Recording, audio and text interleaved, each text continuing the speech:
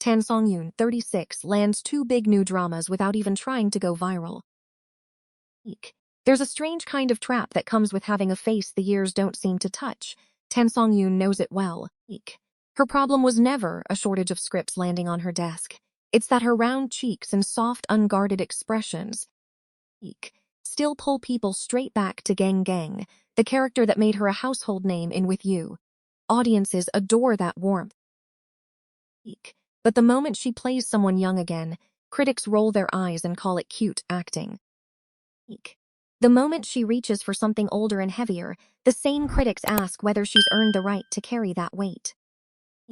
It's an impossible bind, and honestly, I find it a little unfair. Her supporters see something the critics keep missing. A performer who has grown enormously on the inside, even while her appearance stayed almost frozen in time. Some of them are pushing her toward darker, more commanding roles. Others quietly worry that chasing seriousness, for its own sake, might strip away the very gentleness that drew people to her in the first place. What they're really asking for isn't reinvention. It's room to breathe into new characters without losing herself. That tension only sharpens when you look at where she sits in the industry's timeline. Actresses born in the mid to late 1980s are squeezed from both directions. Established names like Yang Mi and Zhao Liying still command the biggest lead roles, while a wave of post-2000 talents arrives with youth, fresh branding, and an army of online attention already built in. Anyone caught in the middle risks getting written off as past her moment after a single underwhelming drama, or dismissed as one note if she stays too close to familiar territory. A reinvention without the fanfare. What strikes me most is what Tan hasn't done. She hasn't staged a big public reinvention, hasn't leaned on a press tour to announce she's different now. Instead, she's let each new character do the talking, one small shift at a time. It's a slower, more vulnerable way to grow a career.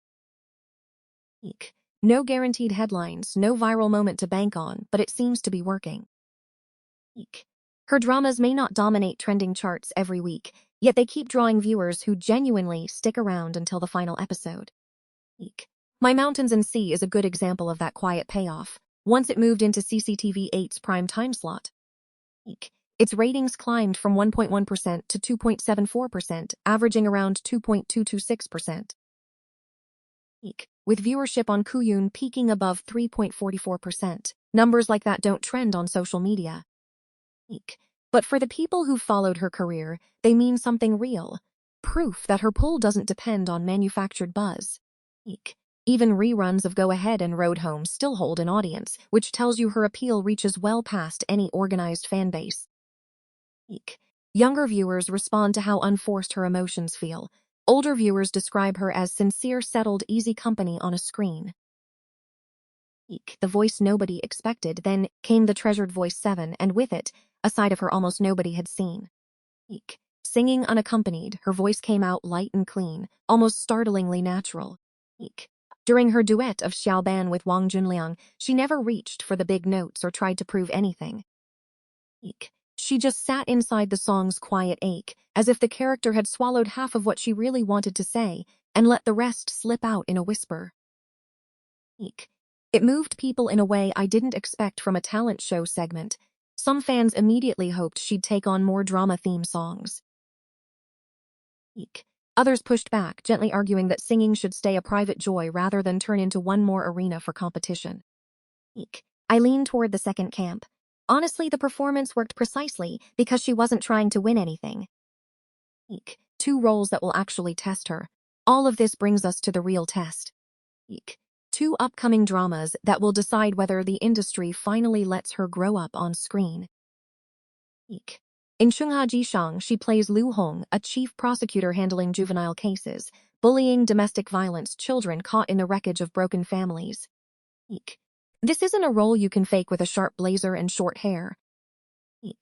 Liu Hong has to project the authority of the law while still carrying enough tenderness to understand what damage looks like up close. Some fans already brace for viewers to judge her face before they judge her performance. Others argue that's exactly why she should take the part.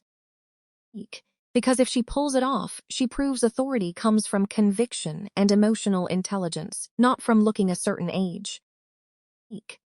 Lan Xingrugu asks something different of her. She plays Shenjilan, a noblewoman stripped of everything, forced to survive under a hidden identity as a servant.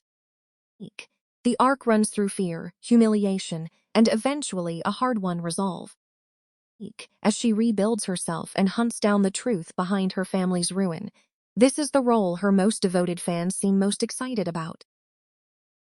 They've long argued she's at her best playing women who look soft on the outside, but carry something unbreakable underneath.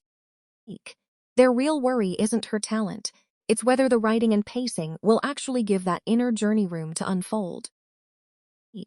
I don't think Tansongyun needs to erase the face that made people fall for her. What she needs is material that stretches what that face is allowed to represent. A prosecutor fighting for children nobody else is fighting for. A fallen heiress clawing her way back to herself, a woman whose strength doesn't come wrapped in coldness. There's something almost radical about proving that maturity can look gentle instead of hardened. Her fans want two things at once, and I don't think that's contradictory. They want her to escape the too young to be taken seriously label. And they want her to keep the sincerity that made them care about her in the first place. Those two hopes can coexist. The industry just has to be willing to see it.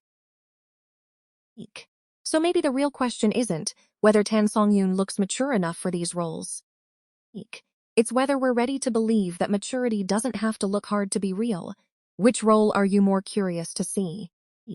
Tansongyun as the compassionate prosecutor or the fallen heiress quietly reclaiming her life?